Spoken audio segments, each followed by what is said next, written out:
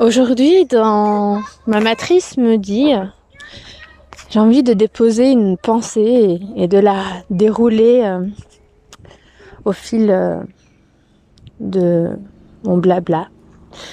Cette pensée est que le plaisir est un moyen de venir guérir notre matrice, nos mémoires, nos blessures, tout ce qu'on porte de nos vies, mais aussi des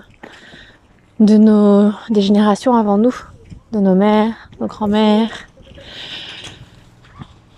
Et comme cette énergie du plaisir est une énergie tellement puissante qu'elle vient dénouer des nœuds, transmuter, éveiller, et que du coup ça en fait une énergie pleine de guérison. Ça en fait une énergie qui remet la vie. C'est une énergie de vie, l'énergie du plaisir. Et ça permet d'éveiller la vie.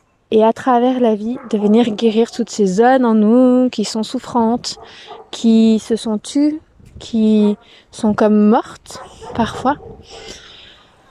De venir guérir, harmoniser, réveiller. Et que du coup, sans le savoir,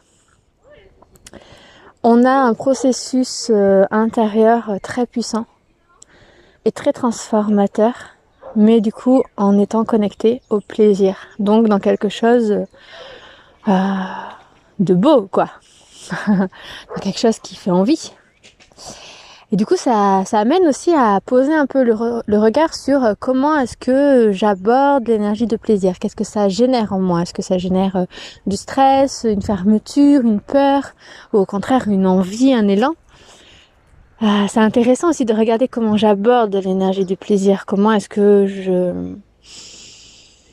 comment j'ose m'y connecter? Est-ce que c'est comme ça tout petit,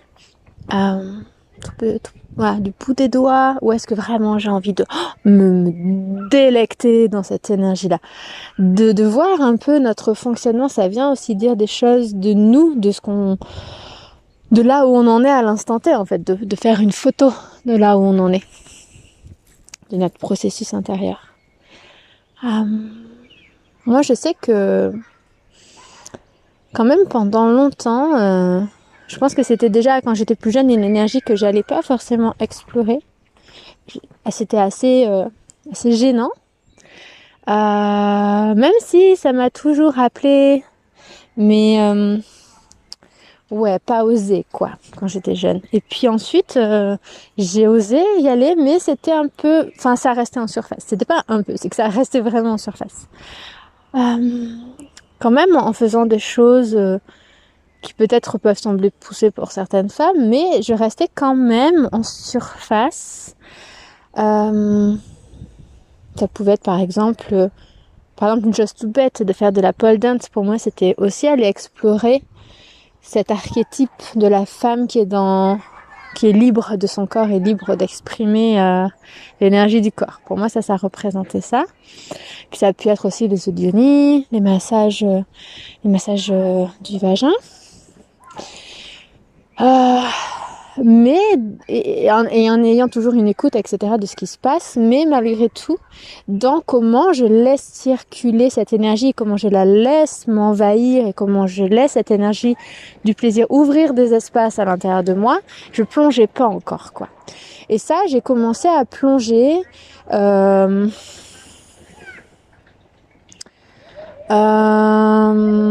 peu au moment de mes dernières grossesses, donc il y a 5 ans à peu près, où j'ai commencé vraiment à m'autoriser ça à travers le prisme de la grossesse, et du coup en l'intégrant dans mon identité de femme, dans mon énergie de femme, et dans comment j'ai envie de libérer en fait ma propre énergie pour pouvoir m'incarner pleinement dans mon énergie, permettre à qui je suis de circuler librement. Et donc ça fait 5 ans que je chemine là-dedans, et que je vois comme j'ouvre de plus en plus des espaces, et comme je connecte de plus en plus aussi à mon corps, à l'écoute subtile, parfois beaucoup plus flagrante. comment j'arrive à l'accompagner aussi, à acquérir différents outils qui me permettent de vraiment connecter avec ça, et comme ça devient de plus en plus facile et de plus en plus joyeux, et je vois en fait aujourd'hui vraiment cette libération à l'intérieur de moi de cette énergie du plaisir, et comment je la laisse s'expanser et comment c'est jouissif.